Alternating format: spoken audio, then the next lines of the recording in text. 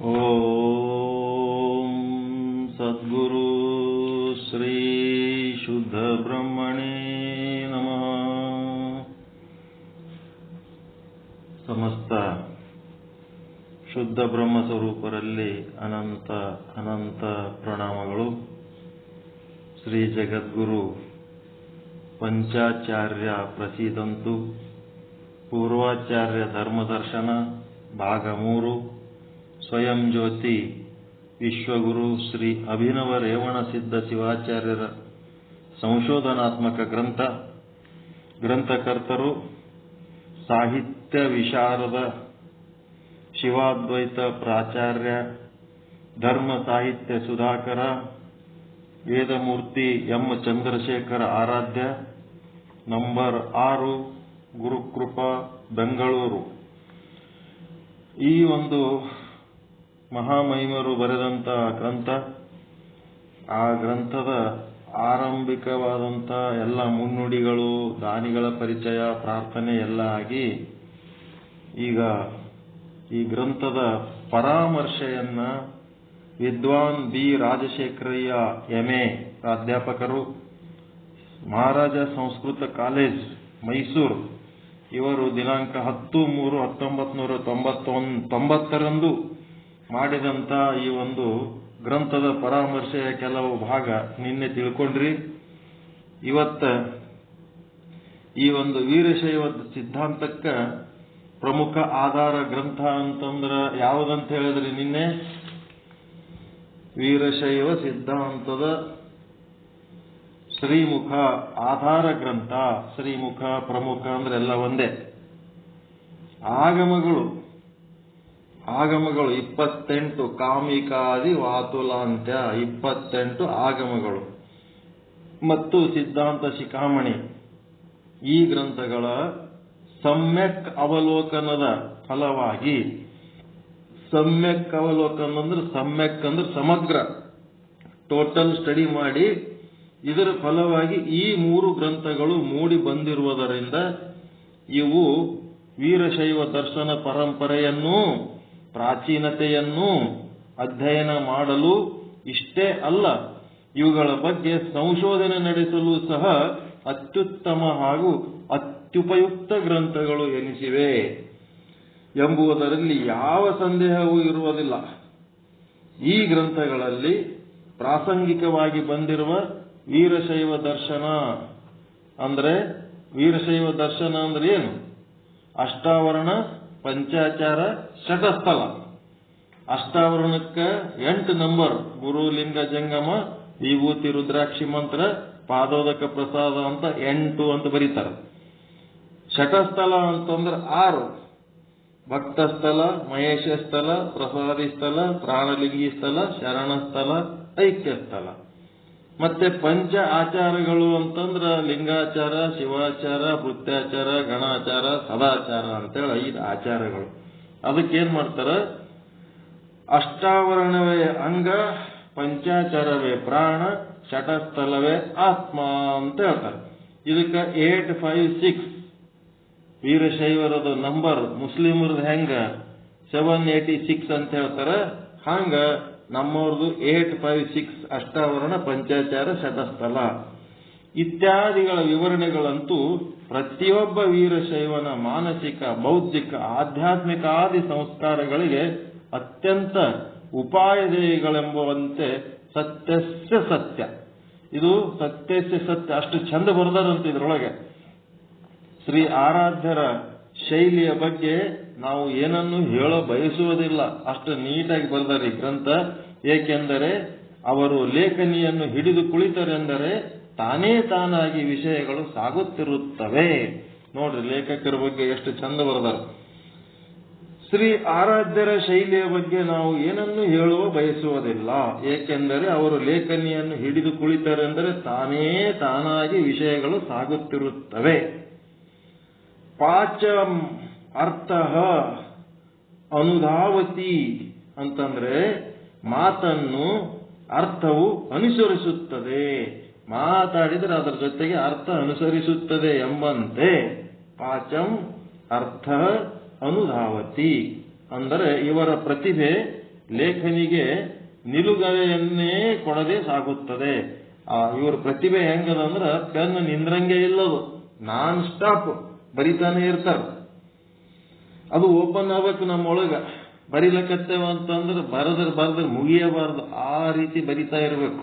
ಹೇಳಲಕತ್ತೀವಿ ಅಂತಂದ್ರ ಹೇಳದ್ ಮುಗಿಬಾರ್ದು, ಆ ರೀತಿ ಹೇಳಬೇಕು. ಅಂಥದೊಂದು ನಮ್ಮೊಳಗ ಅದಮ್ಯವಾದ ಒಂದು ಶಕ್ತಿ ಅದ, ವಿಚಾರ ಸಾಗರ ಅಂತೇಳಿ. ಆ ಸಾಗರ ನಮಗ ಓಪನ್ ಆಯ್ತು ಅಂತಂದ್ರ ಮುಗಿಲಾರದಷ್ಟು ವಿಷಯ ಜ್ಞಾನ ಹೊರಗೆ ಬರ್ಲಿಕ್ಕತ್ತಿ ಬಿಡ್ತದ. ಒಟ್ಟಾರೆ ಹೇಳೋದಾದರೆ ಈ 3 ಗ್ರಂಥಗಳಲ್ಲಿನ ಅಂಶಗಳನ್ನು ಬಹುಮಟ್ಟಿಗೆ ಇವರು ಸತ್ಯ ಪರಾಮರ್ಶೆ ಮಾಡಿಯೇ ಈ ಕೃತಿತ್ರಯಗಳನ್ನು ರಚಿಸಿರುವರೆಂಬುದು ಸುಸ್ಪಷ್ಟ. ಅವರು ಸತ್ಯ ದರ್ಶನ ಮಾಡಿಕೊಂಡೇ ಅದನ್ನ ಬರೆದರ, ಸುಮ್ನೆ ಬರೆದಿಲ್ಲ. ಅವರು ಸುಮ್ನೆ ಸಾಹಿತ್ಯಿಕವಾಗಿ ಬರೆಯೋರು ಬಹಳ ಮಂದಿ ಅದಾರ, ಹಂಗಿಲ್ಲ. ಇದು ಸತ್ಯ ದರ್ಶನ ಮಾಡಿಕೊಂಡೇ ಬರೆದಾರ.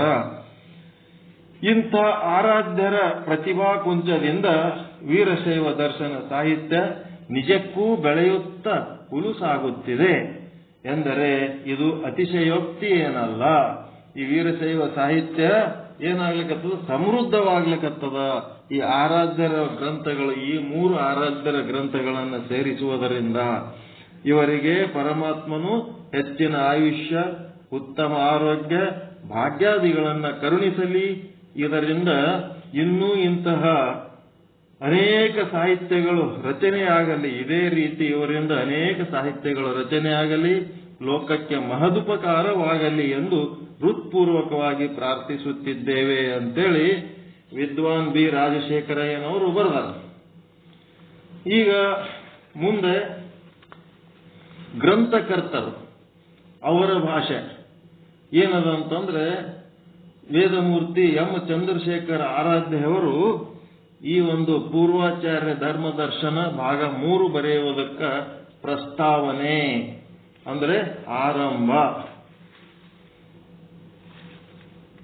ಏನಂತೀರಿ ಇದಕ್ಕ? ಪ್ರಸ್ತಾವನೆಗೆ ಉಪೋದ್ಘಾತ.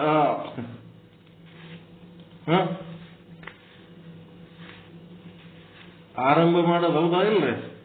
ಮತ್ತೆ ಇನ್ನೊಂದು ಏನಂತೀರಿ? ಉಪೋದ್ಘಾತಕ್ಕೆ ಇನ್ನೂ ಒಂದು ಅರ್ಥ ಅತಃ. ಮತ್ತೆ ಜನಸಾಮಾನ್ಯ ಭಾಷೆಯಲ್ಲಿ ಪೀಠಿಕೆ. ಪೀಠಿಕೆ ಆರಂಭ.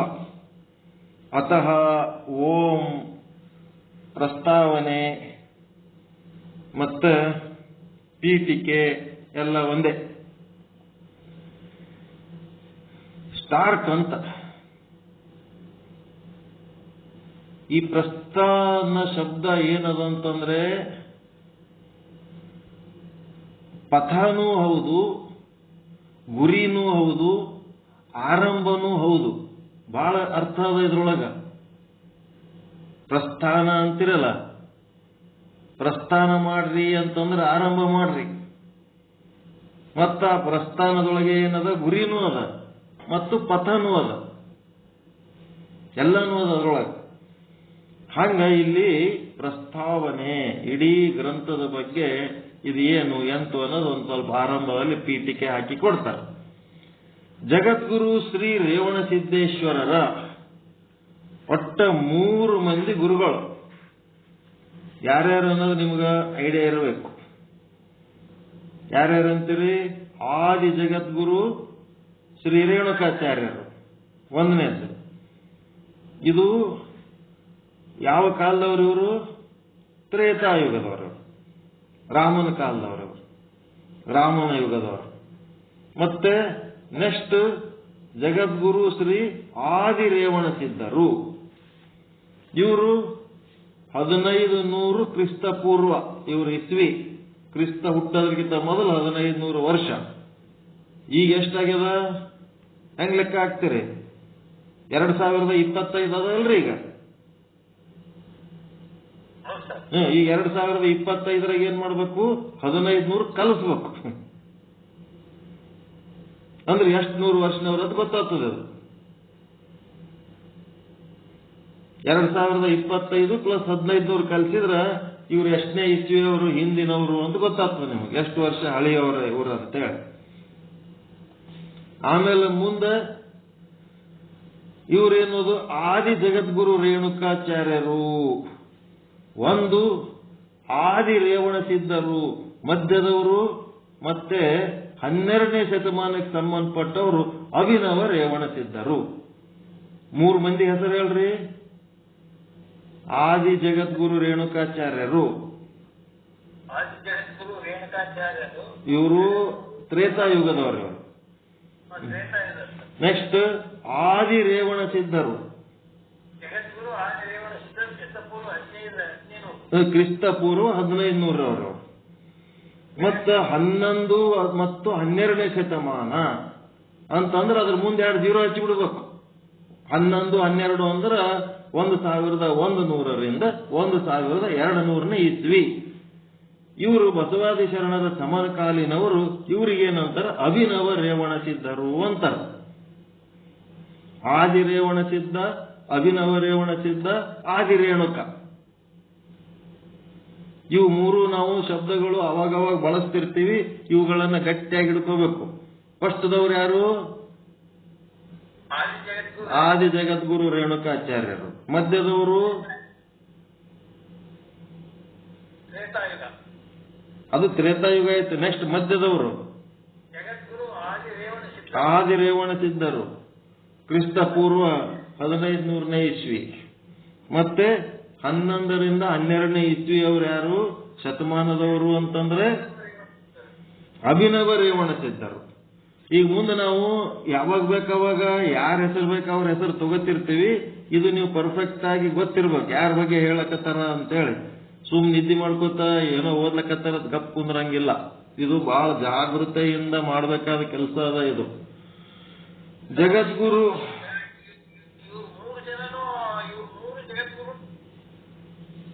ಹೇಳ್ರಿ, ಸೌಂಡ್ ಹೋಯ್ತಲ್ಲ.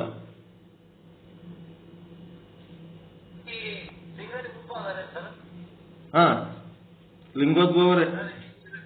ಎಲ್ಲ ಮುಂದೆ ಹೇಳ್ತಾರೆ. ಏನು ಕ್ಯೂರಿಯಾಸಿಟಿ ಇಟ್ಕೋಬೇಡ್ರಿ, ಎಲ್ಲ ಮುಂದೆ ಹೇಳ್ಕೊತ ಹೋಗ್ತಾರ, ಎಲ್ಲ ಹೇಳ್ಕೊತ ಹೋಗ್ತಾರ. ಇಲ್ಲಿ ಏನಾಗ್ಯದಪ್ಪ ಅಂತಂದ್ರೆ ರೇಣುಕ ವಿಜಯ ಅನ್ನೋದು ಒಂದು ಬುಕ್ ಬರ್ದಾರ. ಆ ರೇಣುಕ ವಿಜಯ ಅಂತೇಳಿ ಬರೆದು ಏನ್ ಮಾಡಿಬಿಟ್ಟಾರ, ಎಲ್ಲ 3 ಮಂದಿ ಹೆಸರನ್ನು ರೇಣುಕಾಚಾರ್ಯ ಅಂತ ಬರ್ದಾರ. ಆ ರೇಣುಕಾಚಾರ್ಯ ಅಂತ ಬರ್ದದಕ್ಕೆ ಏನ್ ಸಮಸ್ಯೆ ಆಗ್ಯದಪ್ಪ ಅಂತಂದ್ರೆ, ಆ ತ್ರೇತಾಯುಗದ ರೇಣುಕಾಚಾರ್ಯರು ಈ 1500 ಕ್ರಿಸ್ತ ಪೂರ್ವದ ಆದಿ ರೇವಣ ಸಿದ್ಧರದು, 11, 12ನೇ ಶತಮಾನದ ಅಭಿನವ ರೇವಣ ಸಿದ್ಧರದು, ಇವರು ಅವ್ರ ಲೀಲೆ ಎಲ್ಲ ಕಲಿಸಿದ್ದಕ್ಕೆ ಏನಾಗ್ಬಿಟ್ಟದ, ಅವರು ತ್ರೇತಾಯುಗದವರು ಇಲ್ಲಿ ಬಂದು ಹ್ಯಾಂಗ ಈ ಶಂಕರಾಚಾರ್ಯರಿಗೆ ಚಂದ್ರಮೌಳಿ ಲಿಂಗ ಕೊಟ್ರು, ಅದೇ ಆ ಲೀಲೆ ಅವ್ರು ಮಾಡಿದ್ದ. ಅವಾಗ ಇದು ಹೇಳೋದು ಯಾವಾಗ ಒಂದಕ್ಕೊಂದು ಸಂಬಂಧ ಇಲ್ಲ, ಎತ್ತಣಿಂದ ಎತ್ತ ಸಂಬಂಧವಯ್ಯ ಅನ್ನಂಗೆ ಕನ್ಫ್ಯೂಸ್ ಆಗಿ ನನ್ನ ಹಿಡ್ಕೊಂಡೆ ಬಹಳ ಮಂದಿ ಈ ಗ್ರಂಥವನ್ನ ಹಂಗೆ ಮೂಲಿಗೆ ಇಟ್ಬಿಟ್ಟಾರ. ನಾವು ಅದೇ ಧರ್ಮದ ಹುಟ್ಟಿದ್ದಕ್ಕ ನಾವು ಸೈಲೆಂಟ್ ಆಗಿ ಅದೀವಿ. ಇದನ್ನ ವಿರೋಧ ಮಾಡಬೇಕು. ಇದರ ಅಶಕ್ತತೆಯನ್ನ ಬಳಸಿಕೊಂಡು ಇದನ್ನ ತುಳಿದು ತಾವು ಬೆಳಿಬೇಕನ್ನಂತ ದುಷ್ಟ ಬುದ್ಧಿ ಇದ್ದವ್ರು ಏನ್ ಮಾಡ್ಬಿಟ್ಟಾರ, ಇದರ ದುರುಪಯೋಗ ತೆಕ್ಕೊಂಡು ಆ ಯುಗದವರು ಈ ಯುಗದವರು ಯಾರು ಏನು, ಅವ್ರು 1400 ವರ್ಷ ಅಷ್ಟೇ ಇದ್ರು ಅಂತ ಹೇಳ್ತಾರ. 5000 ವರ್ಷ ಹಿಂದೆ ಇದ್ದವರು ಮತ್ತೆ ಶಂಕರಾಚಾರ್ಯರ ತನಕ ಬಂದು ಹ್ಯಾಂಗ್ ಮಾಡಿದ್ರು ಇದೆಲ್ಲ ಲೀಲೆ ಅಂತಂದ್ರ, ಅಲ್ಲಿ ಒಬ್ಬರೇ ರೇಣುಕಾಚಾರ್ಯ ಇಲ್ಲ, 3 ಮಂದಿ ಪೀಠಾಧಿಪತಿಗಳು ಮಾಡಿದ ಲೀಲೆಗಳು ಆ ರೇಣುಕ ವಿಜಯದಾಗ ಅದಾವ. ಅವು ಸಪರೇಟ್ ಹೆಂಗ್ ಅದಾವ ಅನ್ನೋದು ಇವರು ಸಂಶೋಧನೆ ಮಾಡಿ ಕೊಟ್ಟಾರ. ಈಗ ಇದಕ್ಕೆ ಸಂಬಂಧಪಟ್ಟಂತೆ ಸಮಾಧಾನ ಸಿಕ್ಕದೆ. ಅದಕ್ಕೆ ಪ್ರಸ್ತಾವನೆ ಏನ್ ಹೇಳ್ತಾರ, ಜಗದ್ಗುರು ಶ್ರೀ ರೇವಣ ಸಿದ್ದೇಶ್ವರರ ಕರುಣಾಲಹರಿ ಆ ಭಗವತ್ಪಾದರ ಪವಿತ್ರ ಸೇವೆಗೆ ಪ್ರೇರಣೆ ಮಾಡಿದ ಫಲವೇ ಈ ಕೃತಿಯಾಗಿದೆ. ಅಂತಂದ್ರೇನು? ಯಾರು ರೇವಣ ಸಿದ್ಧರ ಬಗ್ಗೆ ಹೇಳಕತ್ತಾರವರು? ಅಭಿನವ ರೇವಣ ಸಿದ್ಧರ ಬಗ್ಗೆ. ಇದು ಭಾಗ 3. ಇಲ್ಲಿ ಅಭಿನವ ರೇವಣ ಆದಿ ರೇವಣ ಸಿದ್ಧರ ಮಾತು ಹೇಳ್ತಾ ಇಲ್ಲಿಗೆ ಇವರು. ಈ ಬುಕ್ ಇರೋದೇ ಅಭಿನವ ರೇವಣ ಸಿದ್ಧರದು ಸಂಬಂಧಪಟ್ಟ ಬುಕ್ ಇದು. ಜಗದ್ಗುರು ಶ್ರೀ ರೇವಣಸಿದ್ದೇಶ್ವರರ ಕರುಣಾಲಹರಿಯು ಆ ಭಗವತ್ಪಾದರ ಅಂತಂದ್ರೆ ಮೂಲ ರೇಣುಕಾಚಾರ್ಯರಿದ್ರಲ್ಲ ಅವರ ಪವಿತ್ರ ಸೇವೆಗೆ ಪ್ರೇರಣೆ ಮಾಡಿದ ಫಲವೇ ಈ ಕೃತಿಯಾಗಿದೆ. ನಮ್ಮ ಭಾರತವು ಪುಣ್ಯಭೂಮಿ, ಆಧ್ಯಾತ್ಮದ ತವರು, ಶಿವಾದ್ವೈತ ದರ್ಶನದ ಆಗರ, ಸಾಗರ ಆಗರ ಎಲ್ಲ ಇಲ್ಲಿ ಸಾಧಕರ ಕರ್ಮಭೂಮಿ. ಇಲ್ಲಿ ಬೇಕಾದಷ್ಟು ಕರ್ಮ, ಉಪಾಸನೆ, ಜ್ಞಾನ ಏನೆಲ್ಲ ಮಾಡಲಿಕ್ಕೆ ಅವಕಾಶ ಇರೋಂಥದ್ದು ಒಂದು ಭೂಮಿಕ ಇಲ್ಲಿ ಇದೆ. ಅದಕ್ಕೆ ಒಂದು ಶ್ಲೋಕ ಹೇಳ್ತಾರೆ, ಏನು? ಮೂಲಾಧಾರೇಚ ಹೃದಯೇ ಭ್ರೂಮಧ್ಯೆ ಪರ್ವದೇಹಿನಾಂ ಜ್ಯೋತಿರ್ಲಿಂಗಂ ಸದಾ ಭಾತಿ ಯದ್ ಬ್ರಹ್ಮೇತ್ಯಾ ಹುರಾಗಮಃ ಅಂತಂದ್ರೆ ಆಗಮಗಳ ಪ್ರಮಾಣದಂತೆ, ಆಗಮಗಳೊಳಗಿರುವಂತ ಒಂದು ಶ್ಲೋಕ ಇದು. ಏನಂತ? ಸಕಲ ಜೀವಿಗಳ ಹೃದಯ ಕಮಲ ಮೂಲ ಆಧಾರ ಭ್ರೂಮಧ್ಯದಲ್ಲಿ ಆ ಪರಮಾತ್ಮನು ಒಂದು ಸೂಕ್ಷ್ಮ ಅಂಶವು, ಆ ಪರಮಾತ್ಮನ ಒಂದು ಸೂಕ್ಷ್ಮ ಅಂಶವು ಸದಾ ಅಗೋಚರವಾಗಿರುತ್ತದೆ. ಆ ಚೈತನ್ಯ ಸ್ವರೂಪ ಪರಮಾತ್ಮನಿಂದ ಅಂದ್ರೆ ಎಲ್ಲೆಲ್ಲಿ ಹೇಳ್ಯಾರ ಇವರು? ಸೂಕ್ಷ್ಮವಾಗಿ ಎಲ್ಲಿರ್ತಾನೆ ಪರಮಾತ್ಮ ಅಂತ? ಹೃದಯ ಕಮಲ ಅಂದ್ರೆ ಅನಾಹತ ಚಕ್ರದೊಳಗ, ಮತ್ತೆ ಮೂಲಾಧಾರ ಅಂದ್ರೆ ಪೂರ್ತಿ ಕೆಳಗಿನ ಚಕ್ರ ಆಧಾರದಲ್ಲಿರೋದು, ಮತ್ತೆ ಭೂಮಧ್ಯ ರೇಖೆ ಅಂತಂದ್ರೆ ಹಣಿ ಭ್ರುಕುಟಿ. ಈ ಮೂರು ಜಾಗದೊಳಗ ಪರಮಾತ್ಮ ಸೂಕ್ಷ್ಮ ರೂಪದಲ್ಲಿ ಅಗೋಚರವಾಗಿ ಇರ್ತಾನೆ.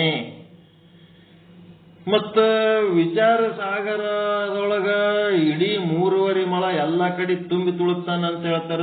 ಮತ್ತ ಇವರು ಹಿಂಗ್ ಹೇಳ್ತಾರಲ್ರಿ ಅಂತಂದ್ರೆ ಅವರ ಕಾಲಘಟ್ಟ ಬೇರೆ, ಇವರ ಕಾಲಘಟ್ಟ ಬೇರೆ. ಅವರ ಕಾಲಘಟ್ಟ, ಈ ಆಗಮಗಳ ಕಾಲಘಟ್ಟ ಅತ್ಯಂತ ಪ್ರಾಚೀನ. ಅವರ ಅನುಭವಕ್ಕೆ ಬಂದದ್ದು ಅವ್ರು ಹೇಳ್ಯಾರ, ಅದು ಇದು ವಿರುದ್ಧ ಅಂತಲ್ಲ. ಮುಂದೆ ನಿಶ್ಚಲದಾಸರು ಏನ್ ಮಾಡಿದ್ರು?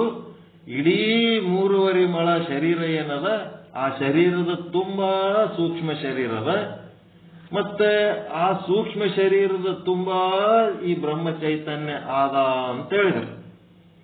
ಆ ಇಡೀ ಶರೀರದ ತುಂಬ ಬ್ರಹ್ಮ ಚೈತನ್ಯ ಇದ್ದಾಗ ಅದಕ್ಕೇನಂತರ ಸಾಮಾನ್ಯ ಚೇತನ. ಮತ್ತೆ ಇದು ವಿಶೇಷ ಚೇತನದ ಸ್ಥಾನಗಳು ಹೇಳ್ತಾರೆ ಇವರು. ಭ್ರೂಮಧ್ಯ ರೇಖೆ, ಮೂಲಾಧಾರ ಚಕ್ರ, ಮತ್ತೆ ಹೃದಯ ಕಮಲ. ಈ ರೀತಿ ಇದ್ದಾಗ ಆ ಚೈತನ್ಯ ಸ್ವರೂಪ ಪರಮಾತ್ಮನಿಂದ ಅಂದರೆ ಯಥಾ ಸುದೀಪ್ತ ವಾಕ್ಕಾತ್ ವಿ ಸ್ಫುಲ್ಲಿಂಗ ಸಹಸ್ರಂಶ ಪ್ರಭಾವಂತೆ ಸ್ವರೂಪ ತಕ್ಷಾಕ್ಷರಾದ್ವಿದ ಸೌಮ್ಯ ಭಾವ ಪ್ರಜಾಯಂತೆ ತತ್ರ ಚೈವಾಪಿ ಯಂತಿ. ಇದು ಯಾವ ಶ್ಲೋಕ ಅಂದ್ರೆ ಮುಂಡಕ ಉಪನಿಷತ್, ಮುಂಡಕೋಪನಿಷತ್ತಿನೊಳಗಿಂದ ಒಂದು ಶ್ಲೋಕ ಇದೆ. ಇದರ ಅರ್ಥ ಏನಪ್ಪಾ ಅಂತಂದ್ರೆ ಅಗ್ನಿಯಿಂದ, ಅಗ್ನಿ ಅಂಶ ರೂಪಗಳಾದ ಅನಂತ ಅನಂತ ಅಗ್ನಿಯ ಕಣಗಳು ಹೇಗೆ ಆವಿರ್ಭವಿಸುವವೋ. ಈಗ ಒಂದು ಬೆಂಕಿ ಅದ, ಆ ಬೆಂಕಿ ಸುಡೋ ಟೈಮ್ನೊಳಗೆ ಏನಾಗ್ತಿರ್ತದ, ಅದ್ರೊಳಗಿನ ಕಿಡಿಗಳು ಹೊರಗೆ ಹಾರ್ತಿರ್ತಾವಲ್ರಿ. ಬೆಂಕಿ ಸುಡಾಗ ಹುಲ್ಲ ಕಟ್ಟಿಗೆ ಏನಾರೇ ನೀವು ಬೆಂಕಿ ಹಚ್ಚಿದ್ರಿ ಅಂದ್ರೆ ಅದ್ರೊಳಗಿನ ಕಿಡಿಗಳು ಹೊರಗೆ ಹಾರ್ತಿರ್ತಾವಲ್ಲ, ಚಟ ಚಟ ಚಟ ಚಟ ಅಂತೇಳಿ. ಅಗ್ನಿಯಿಂದ ಅಗ್ನಿ ಅಂಶ ರೂಪಗಳಾದ ಅನಂತಾನಂತ ಅಗ್ನಿ ಕಣಗಳು ಹೇಗೆ ಆವಿರ್ಭವಿಸುವವೋ ಹಾಗೆಯೇ ಪರಬ್ರಹ್ಮದ ಅಂಶೀಭೂತರಾದ ಅನಂತಾನಂತ ಜೀವರು ಆವಿರ್ಭವಿಸುವರೆಂದು, ಅಲ್ಲಿಯೇ ಲಭಿಸುವರೆಂದು ಮುಂಡಕ ಶ್ರುತಿಯು ಸಾರುತ್ತಿದೆ. ಎಷ್ಟೊಂದು ಕಿಡಿಗಳು ಆವಿರ್ಭವ ಆಗ್ತವ, ಮತ್ತೆ ಅದೇ ಅಗ್ನಿಯೊಳಗೆ ಹಾರಿ ಮತ್ತ ಒಳಗೆ ಅದೇ ಅಗ್ನಿ ಒಳಗೆ ಬಿದ್ದು ಏನಾಗ್ತವ ಅಲ್ಲೇ ಲಯ ಆಗ್ತವ. ಅಂದರೆ ಜೀವರು ಪರಮಾತ್ಮನ ಅಂಶರೆಂಬುದನ್ನ ನಿರ್ವಿವಾದವಾದ ವಿಷಯ. ಅಗ್ನಿಯ ಅಂಶ ಕಿಡಿಗಳು ಅಂತ, ಅಗ್ನಿಯ ಕಿಡಿಗಳು ಅಗ್ನಿಯ ಅಂಶ ಅನ್ನೋದು ಎಷ್ಟು ಸತ್ಯನೋ ಅದೇ ರೀತಿ ಪ್ರತಿಯೊಂದು ಜೀವರು ಕೂಡ ಪರಮಾತ್ಮನ ಅಂಶರು ಎಂಬುದು ಅಷ್ಟೇ ಸತ್ಯ, ನಿರ್ವಿವಾದವಾದ ವಿಷಯ ಅಂತ ಹೇಳಿ ಇಂಥ ಶಿವಾಂಶ ಸಂಭೂತನಾದ ಜೀವನು ತನ್ನ ಪ್ರಾಕೃತ ಕರ್ಮ ವಿಶೇಷದಿಂದ ಭ್ರಮಿತನಾಗಿ ತಾನು ಪರಮಾತ್ಮನ ಅಂಶ ಆಗಿದ್ದು ಏನಾಗ್ಯದ ಪ್ರಾಕೃತ ಕರ್ಮ ಈ ಲೌಕಿಕ ವಿಷಯ ಭೋಗಗಳಲ್ಲಿ ಮುಳುಗಿ ಏನಾಗ್ಯನ ತನ್ನ ಬಗ್ಗೆ ತಾನೇ ಮರ್ತು ಬಿಟ್ಟನ. ತಾನು ಶಿವನ ಅಂಶ ಅನ್ನೋದ ಮರ್ತು ತಾನು ಈ ದೇಹವೇ ತಾನು ಎಂದು ದೇಹಾತ್ಮ ಭಾವದ ಭ್ರಮಿಸಿ ಈ ಕ್ಷಣವು ಭ್ರಾಮಕವೂ ಆದ ಪ್ರಾಪಂಚಿಕ ವಿಷಯಗಳಲ್ಲಿ ತಲ್ಲೀನನಾಗಿದ್ದಾನೆ. ಹುಟ್ಟು ಸಾವುಗಳ ಬಲೆಯಲ್ಲಿ ಬಿದ್ದು ನರಳುತ್ತಿದ್ದಾನೆ. ಇಂಥ ಪ್ರಾಪಂಚಿಕ ಕರ್ಮದಲ್ಲಿ ಬಿದ್ದು ನರಳುತ್ತಿರುವ ಜೀವರನ್ನ ಉದ್ಧರಿಸುವ ಸಾಮರ್ಥ್ಯವು ಸದ್ಗುರುವಿಗೆ ಮಾತ್ರ ಇರುವುದು. ಅದಕ್ಕೆ ಸದ್ಗುರುವಿಗೆ ನಂತರ ನ ಗುರುರಧಿಕಂ, ಗುರುವಿನಕ್ಕಿಂತ ದೊಡ್ಡವರು ಯಾರು ಇಲ್ಲ ಅಂತ. ಇದು ಶ್ರುತಿ ಪ್ರಮಾಣ, ಇದು ವೇದವಾಕ್ಯ. ಶ್ರುತಿ ಪ್ರಮಾಣ ಅಂದ್ರೆ ವೇದವಾಕ್ಯ. ಲೋಭ ಮೋಹ ದೂರನು, ಮಾಯಾ ದೂರನು, ಮರಣ ದೂರನು, ಶಿವಾದ್ವೈತ ಸಿದ್ಧಾಂತ ಸ್ವರೂಪನು, ಆಗಮ ಸ್ವರೂಪನು, ಶಿವಧರ್ಮ ನಿಷ್ಠನು, ಲಿಂಗ ಪೂಜಾ ಗರಿಷ್ಠನು, ಲಿಂಗಾಂಗ ಸಾಮರಸ್ಯದ ರಹಸ್ಯವನ್ನು ಅರಿತವನು ಆದ ಸದ್ಗುರು ಒಬ್ಬನೇ ಜೀವರ ಜಂಜಾಟವನ್ನ ನೀಗಿಸಿ ಅಜ್ಞಾನದಿಂದ ಸುಜ್ಞಾನದತ್ತ, ಅಜ್ಞಾನದಿಂದ ಸುಜ್ಞಾನದತ್ತ, ಅಶಿವದಿಂದ ಶಿವದತ್ತ, ಮೃತ್ಯುವಿನಿಂದ ಅಮೃತತ್ವದತ್ತ ಮುನ್ನಡೆಸುವ ಚೈತನ್ಯ ಶಕ್ತಿ ತನ್ನ ಅಂಶದ ಜೀವಿಗಳನ್ನ ಉದ್ಧರಿಸುವುದೇ ಆ ಪರಮಾತ್ಮನ ಸಂಕಲ್ಪ. ಆದ್ದರಿಂದ ಹರನೇ ಗುರು ರೂಪದಿಂದ ಜೀವಿಗಳ ಉದ್ಧಾರಕ್ಕಾಗಿ ಯುಗ ಯುಗಾದಿಗಳಲ್ಲಿಯೇ ತನ್ನ ಪಂಚವದನಗಳಿಂದ ಶ್ರೀ ರೇಣುಕಾದಿ ಪಂಚಾಚಾರ್ಯರು ಯದಾ ಯದಾಯಿ ಧರ್ಮಸ್ಯ ಹಾನಿರ್ಭವತಿ ಭೂತಲೇ ತದಾ ತದಾವತಾರೋಯಂ ಗಣಾನಾಂ ಮಹಿತಲೆ ಅಂತೇಳಿ ಪಂಚಾಚಾರ್ಯರನ್ನ ಆ ಪರಮಾತ್ಮ ಸೃಷ್ಟಿ ಮಾಡಿ ಕಳಿಸಿದ. ತನ್ನ 5 ಮುಖಗಳಿಂದ 5 ಮಂದಿ ಆಚಾರ್ಯರನ್ನು ಸೃಷ್ಟಿ ಮಾಡಿದ. ಅದೇ ಅಪ್ರಾಕೃತ ಸೃಷ್ಟಿ ಎಂಬ ಈ ವೀರಾಗಮ ಪ್ರಮಾಣದಂತೆ ಭೂಲೋಕದಲ್ಲಿ ಯಾವಾಗ ಯಾವಾಗ ಧರ್ಮ ನಶಿಸುವುದೋ ಆವಾಗ ಪಂಚ ಗಣಾಧೀಶ್ವರರು ಭೂಲೋಕದಲ್ಲಿ ಅವತರಿಸಿ ಧರ್ಮವನ್ನು ಮತ್ತೆ ಚೇತನಗೊಳಿಸುತ್ತಾರೆ. ಇವು ಪಂಚಾಚಾರ್ಯರ ಹೆಂಗದಪ್ಪ ಅಂದ್ರ ಅಪ್ರಾಕೃತ ಸೃಷ್ಟಿ ಅನ್ನೋ ಶಬ್ದ ಬಳಸ್ಯಾರ. ಒಬ್ಬ ಮನುಷ್ಯ ಹುಟ್ಟಬೇಕಾದ್ರ ಒಂದು ಸ್ತ್ರೀ ಮತ್ತು ಒಂದು ಪುರುಷ ಬೇಕು ಅನ್ನೋದಿದೆ ಅನ್ನೋದ ಪ್ರಾಕೃತ ಸೃಷ್ಟಿ. ಆ ಪಂಚಾಚಾರ್ಯರ ಹೆಂಗದ ಅಪ್ರಾಕೃತ ಸೃಷ್ಟಿ. ಅವರು ಕರ್ಮಗಳ ಫಲಗಳನ್ನು ಭೋಗಿಸುವುದಕ್ಕ ಅಂತೇಳಿ ಕರ್ಮದ ಒತ್ತಡವನ್ನ ಹೇರಿಕೊಂಡು ಬಂದವರಲ್ಲ. ಅವರು ಜಗದ ಉದ್ಧಾರಕ್ಕಾಗಿ ಬರುವವರವರು. ಅವರು ಹ್ಯಾಂಗ ಬೇಕಂಗ ಹುಟ್ಟಿ ಬರ್ತಾರ. ಅವರು ಜನನದ ಬಗ್ಗೆ ಪ್ರಶ್ನೆ ಮಾಡುವ ಅಧಿಕಾರ ಯಾರಿಗೂ ಇಲ್ಲ. ಅದಕ್ಕೆ ಅಪ್ರಾಕೃತ ಸೃಷ್ಟಿ ಅಂತೇಳಿ ವೀರಾಗಮದೊಳಗೆ ಹೇಳ್ತಾರೆ.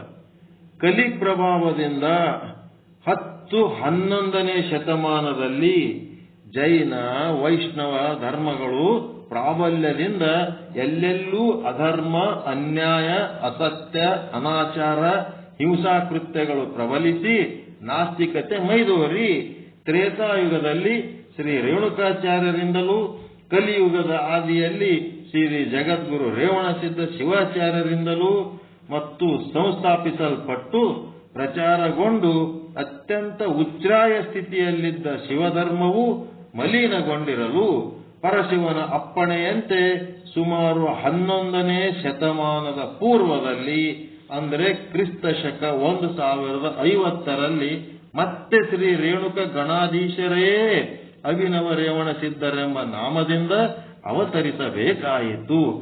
ಅವರೇ ಬರ್ತಾರ, ಮತ್ತೆ ಮತ್ತೆ ಅವರೇ ಅವತರಿಸಿ ಬರ್ತಾರ.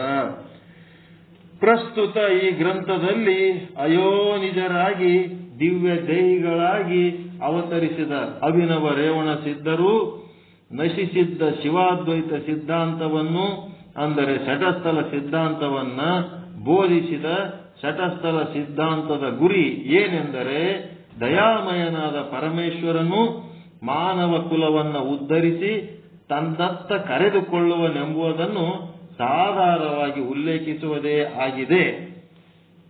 ಇಲ್ಲಿ ಒಂದು ಪಾಯಿಂಟ್ ಹೇಳಿದ್ರು, ಯಾರ್ದಪ್ಪ ಅಂದ್ರೆ ನಾಸ್ತಿಕತೆ. ಎಲ್ಲಿ? ಜೈನ ಧರ್ಮ. ಜೈನ ಧರ್ಮದಲ್ಲಿ ಇವು ಅಸತ್ಯ, ಅನ್ಯಾಯ, ಅನಾಚಾರ, ಹಿಂಸಾಕೃತ್ಯ, ನಾಸ್ತಿಕತೆ, ಇವುದ್ರಾಗ ಯಾವುದು ಈ ಜೈನ ಧರ್ಮದ ಯಾವ ಶಬ್ದ ಬರ್ತದ್ರಿ ಇವರಿಗೆ? ಅಹಿಂಸೆ ಮಾಡ್ತಾರ, ಅಹಿಂಸಾ ಪ್ರತಿಪಾದಕರು. ಹಿಂಸೆ ಬರಂಗಿಲ್ಲ ಜೈನರದ್ರಾಗ. ಅಧರ್ಮ, ಅನ್ಯಾಯ, ಅಸತ್ಯ, ಅನಾಚಾರ, ಹಿಂಸಾಕೃತ್ಯ ಮತ್ತು ನಾಸ್ತಿಕತೆ, ಇವುದ್ರೊಳಗ ಯಾವ ಪಾಯಿಂಟ್ ಜೈನರಿಗೆ ಸಂಬಂಧ ಬೀಳ್ತದ? ಅಹಿಂಸಾ ಪರಮೋ ಧರ್ಮ. ಅವರು ಅಹಿಂಸೆ ಪಾಲನೆ ಮಾಡ್ಯಾರ, ಅವ್ರದ್ದು ಪಾಸಿಟಿವ್ ಪಾಯಿಂಟ್ ಅಲ್ಲ. ಇವು ನೆಗೆಟಿವ್ ಅದಾವ. ಅಸತ್ಯ, ಅನಾಚಾರ, ಹಿಂಸಾಕೃತ್ಯ, ನಾಸ್ತಿಕತೆ, ಅಧರ್ಮ, ಅನ್ಯಾಯ, ಇದ್ರಾಗ ಜೈನರದ್ದು ಯಾವ್ದು ಬರ್ತದ? ನೆಗೆಟಿವಿಟಿ, ನಾಸ್ತಿಕತೆ. ಎಂತ ನಾಸ್ತಿಕತೆ ಅದು?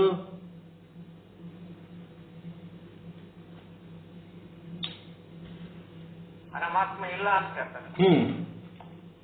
ಮತ್ತೆ ಏನದಂತ ಹೇಳ್ತಾನೆ?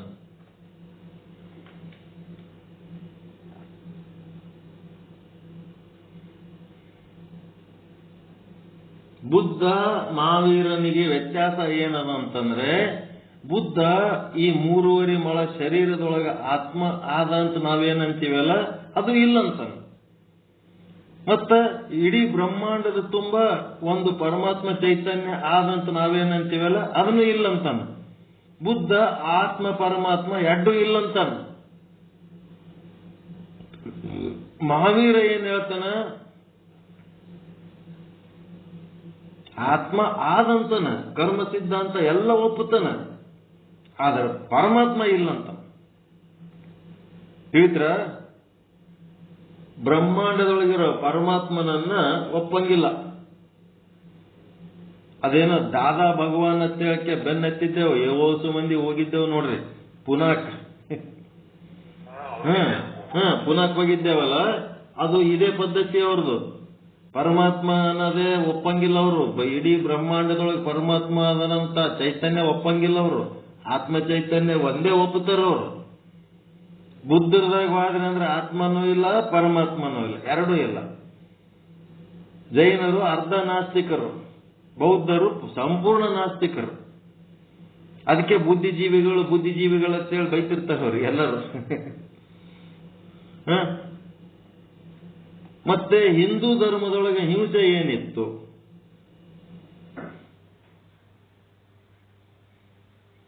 ಹಿಂದೂ ಧರ್ಮದಲ್ಲಿ ಮಾಡಿದಂತ ಹಿಂಸೆಗಳು ಯಾವ್ಯಾವು? ಎರಡು ಅತ್ಯಂತ ಪ್ರಮುಖ ದೋಷಗಳು, ಹಿಂದೂ ಧರ್ಮದ ದೋಷಗಳು. ಒಂದು ಏನು?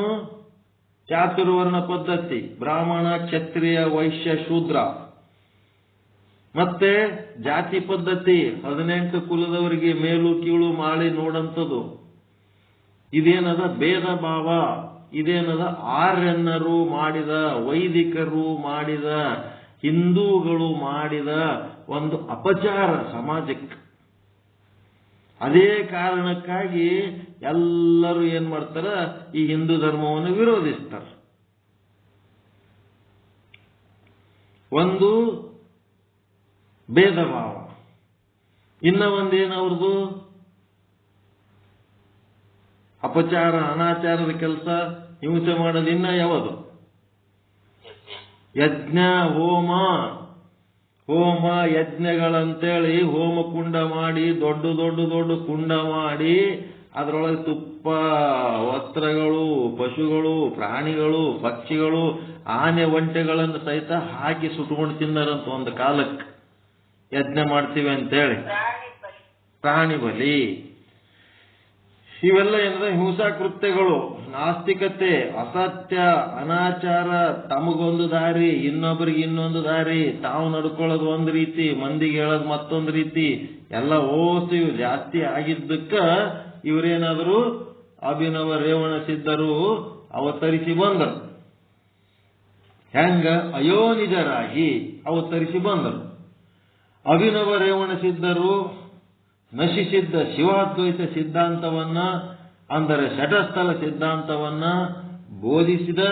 ಶಟಸ್ಥಲ ಸಿದ್ಧಾಂತದ ಗುರಿ ಏನೆಂದರೆ, ಈ ಗುರಿ ಏನಪ್ಪ, ಈ ಒಂದು ವೀರಶೈವ ಧರ್ಮದ ಗುರಿ ಏನಂದ್ರೆ, ದಯಾಮಯನಾದ ಪರಮೇಶ್ವರನು ಮಾನವ ಕುಲವನ್ನು ಉದ್ಧರಿಸಿ ತನ್ನತ್ತ ಕರೆದುಕೊಳ್ಳುವನೆಂದು ಸಾಧಾರಣವಾಗಿ ಉಲ್ಲೇಖಿಸುವುದೇ ಆಗಿದೆ. ಅಂದ್ರೆ ಜೀವ ಶಿವನಾಗುವುದು, ಅಂಗ ಲಿಂಗವಾಗುವುದು. ಸರ್ವವ್ಯಾಪಕವಾದ ಪರಮೇಶ್ವರನು ತನ್ನ ಅಂಶರಾದ ಜೀವರನ್ನು ಉದ್ಧರಿಸಲು ಮಲ ಕರ್ಮಗಳನ್ನು ಹೊದಿಕೆಯನ್ನು ಕಳಚಿ ಅವರನ್ನು ಶುದ್ಧಾತ್ಮರನ್ನಾಗಿ ಮಾಡುವುದಕ್ಕಾಗಿ ಈ ದೇಹದ 6 ಇಂದ್ರಿಯಗಳಲ್ಲೂ ನೆಲೆಸಿ ಎಲ್ಲವನ್ನು ನಿರಭಿಮಾನದಿಂದ ನೋಡುತ್ತಾ, ಕೇಳುತ್ತಾ, ಮೂಸುತ್ತಾ, ರುಚಿಸುತ್ತಾ, ಸುಖಿಸುತ್ತಾ ಇರುತ್ತಾನೆ.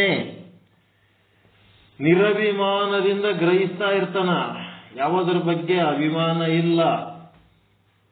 ಪಂಚ ಇಂದ್ರಿಯ ಸುಖಗಳನ್ನ ಎಲ್ಲಾ ಇಂದ್ರಿಯದೊಳಗೆ ಅವನೇ ಇದ್ದು ಅದರಿಂದ ಉಂಟಾಗುವ ಪರಿಣಾಮಗಳನ್ನ ಗ್ರಹಿಸ್ತಾ ಇರ್ತಾನೆ ಅಂದ್ರೆ ನೋಡ್ತಿರ್ತಾನೆ, ಏನೇನು ಅನುಭವಿಸ್ತಿರ್ತೀವಿ ನಾವು ಅಂತೇಳಿ. ಅವನ ಈ 6 ಬಗೆಯ ನಿರಭಿಮಾನದ ಜಗದ್ವ್ಯಾಪಾರವೇ ಶಟಸ್ಥಲ ಲೀಲೆ. ಏನೇನದು? ನೋಡೋದು, ಕೇಳೋದು, ಮೂಸುವುದು, ರುಚಿಸುವುದು, ಸುಖಿಸುವುದು. ಈ ಲೀಲೆ ಎನಿಸಿದೆ ಅವನೇ ತನ್ನ ಅದ್ಭುತವಾದ ಮಹಿಮಾ ಅತಿಶಯಗಳನ್ನ ನೋಡಲಿಕ್ಕೆ ಕಣ್ಣು, ಕೇಳಲಿಕ್ಕೆ ಕಿವಿ, ಹೀಗೆ 6 ಇಂದ್ರಿಯಗಳಾಗಿ ಪರಿಣಮಿಸಿರುವುದರಿಂದ ಪ್ರಪಂಚ ಎಲ್ಲವೂ ಅವನ ಲೀಲಾ ವಿನೋದದ ಕ್ಷೇತ್ರವೇ ಆಗಿದೆ. ರುಚಿಸುವವನು ಅವನೇ, ಕಣ್ಣು ಅವನೇ, ವಿಷಯನೂ ಅವನೇ, ಎಲ್ಲನೂ ತಾನೇ ಆಗಿ ಅವನ ಲೀಲಾ ವಿನೋದದ ಕ್ಷೇತ್ರ ಇದೆ ಜಗತ್ತು. ಈ ಲೀಲೆಗಳಿಗೆ ಆಧಾರವಾದ, ಈ ಲೀಲೆಗಳಿಗೆ ಯಾವ್ದು ಆಧಾರ ಹೇಳ್ರಿ? ವಿಷಯ, ಇಂದ್ರಿಯ, ಮತ್ತೆ ಅಲ್ಲಿದ್ದ ಅನುಭವಿಸುವವನು, ಮತ್ತೆ ಆ ಅನುಭವಗಳಿಗಾಗಿ ಪ್ರೇರೇಪಿಸುವವನು, ಎಲ್ಲನೂ ಅದರೊಳಗೆ. ಇವೆಲ್ಲ ಪರಮಾತ್ಮನ ಲೀಲೆಗೆ ಆಧಾರವಾಗಿರೋದು ಯಾವುದು? ದೇಹ. ಈ ದೇಹದೊಳಗೆ ಇವೆಲ್ಲ ನಡೀತಾವ. ಮನುಷ್ಯ ದೇಹ ಇರಲಿಲ್ಲ ಅಂದ್ರೆ ಅದು ಯಾವ ನಡೆಯಂಗಿಲ್ಲ.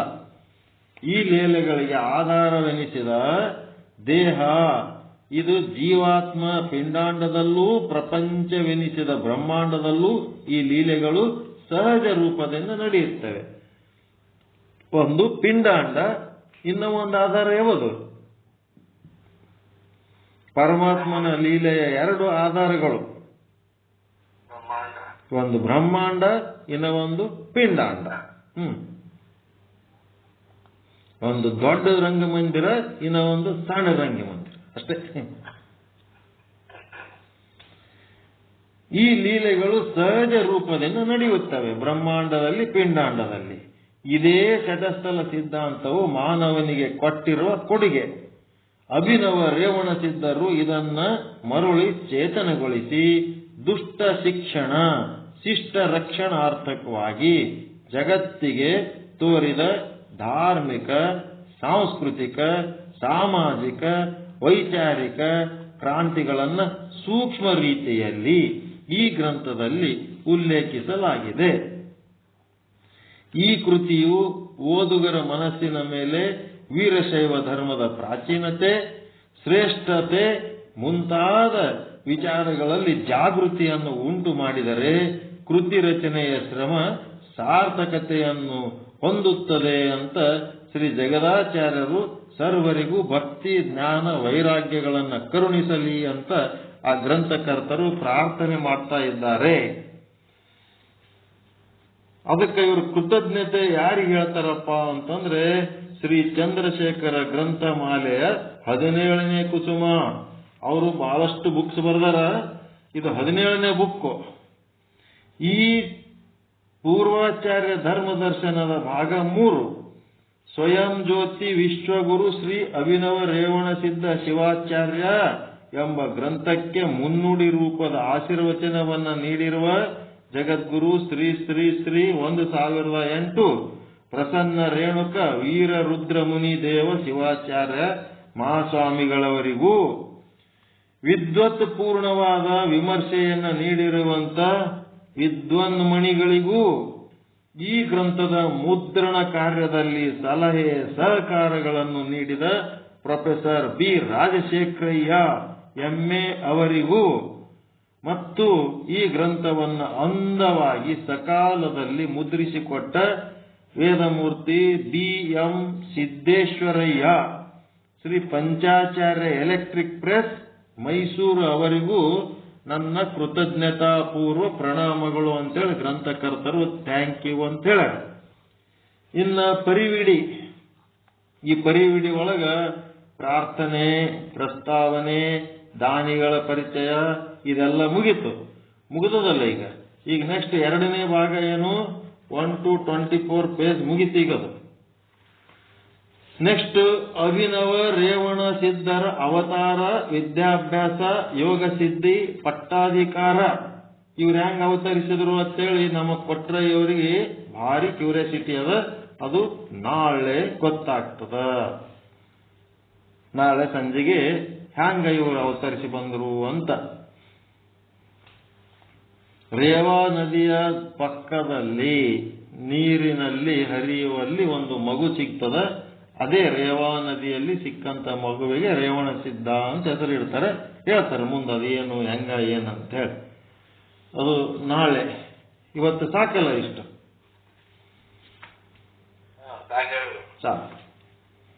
ಜಗದ್ಗುರು ರೇವಣ ಸಿದ್ಧ ಶಿವಾಚಾರ್ಯ ಕರುಣಾಲಹರಿ ಆ ಭಗವತ್ಪಾದರ ಚಾರಿತ್ರ್ಯ ರಚನೆಯ ಸೇವೆಗೆ ಪ್ರೇರಣೆ ಮಾಡಿದರ ಫಲವೇ ಈ ಕೃತಿ. ಈ ಕೃತಿಯನ್ನು ಶಿವಸ್ವರೂಪಿಗಳು ಶ್ರೀಮದ ಶಮ ದಮಾದಿ ಗುಣ ಸಂಪನ್ನರು, ಸರ್ವ ಸ್ವತಂತ್ರರು, ಸಿದ್ಧಕುಲ ಸಾರ್ವಭೌಮರು, ಶಿವಯೋಗಾನುಷ್ಠಾನ ಗರಿಷ್ಠರು, ಅನಾಥ ಬಂಧುವು, ಸಮನ್ವಯಾಚಾರ್ಯ ವರ್ಯರು, ತ್ರಿಕಾಲ ಜ್ಞಾನಿಗಳು, ದುಷ್ಟ ಶಿಕ್ಷಣ ಶಿಷ್ಟ ಪರಿಪಾಲಕ ಸಮರ್ಥರು ಆದ ಶ್ರೀ ಶ್ರೀ ಶ್ರೀ 1008 ಜಗದ್ಗುರು ಅಭಿನವ ರೇವಣ ಸಿದ್ಧ ರಾಜೇಂದ್ರ ಶಿವಾಚಾರ್ಯ ಮಹಾಸ್ವಾಮಿಗಳವರ ಪಾದಾರವಿಂದಗಳಲ್ಲಿ ಭಕ್ತಿಪೂರ್ವಕವಾಗಿ ಅರ್ಪಿಸಲಾಗಿದೆ ಅಂತೇಳಿ ಅಭಿನವ ರೇವಣ ಸಿದ್ಧ ಶಿವಾಚಾರ್ಯರು ಅಂತೇನು ಬರೆದಾರ. ಅವ್ರಿಗೆ ಯಾರ ಹೆಸರ ಮೇಲೆ ಬುಕ್ ಬರೆದಾರ ಅವರಿಗೆ ಇದು ಸಮರ್ಪಿಸ್ತೀನಿ ಅಂತೇಳಿ ಚಂದ್ರಶೇಖರ್ ಆರಾಧ್ಯ ಅವರು ಹೇಳ್ಯಾರ. ಇದ್ರ ಮುಂದಿನ ಭಾಗ ನಾಳೆ ಅವತಾರ ಮತ್ತು ವಿದ್ಯಾಭ್ಯಾಸ ಬಗ್ಗೆ ನಾಳೆ ತಿಳ್ಕೊಳ್ಳೋಣ. ಎಲ್ಲರಿಗೂ ಒಳಿತಾಗಲಿ, ಎಲ್ಲರಿಗೂ ಶುಭವಾಗಲಿ. ಪರಮಾನಂದ ಪ್ರಾಪ್ತಿ ಭವ, ಸರ್ವ ದುಃಖ ನಿವೃತ್ತಿ ಭವ, ಇಷ್ಟಾರ್ಥ ಸಿದ್ಧಿರಸ್ತು, ಯಶಸ್ವಿ ಭವ ಯಶಸ್ವಿ ಭವ. ಓಂ ಶಾಂತಿ ಶಾಂತಿ ಶಾಂತಿ. ಜಯ ಶುದ್ಧ ಬ್ರಹ್ಮ, ಜಯ ಜಯ ಶುದ್ಧ ಬ್ರಹ್ಮ, ಜಯ ಶುದ್ಧ ಬ್ರಹ್ಮ, ಜಯ ಜಯ ಶುದ್ಧ ಬ್ರಹ್ಮ. ಎಲ್ಲರಿಗೂ ಶರಣಾರ್ಥಿಗಳು. ಎಲ್ಲರಿಗೂ ಒಳಿತಾಗಲಿ, ಎಲ್ಲರಿಗೂ ಶುಭವಾಗಲಿ. ಓಂ ಶಾಂತಿ ಶಾಂತಿ ಶಾಂತಿ. ಜಯ ಶುದ್ಧ ಬ್ರಹ್ಮ.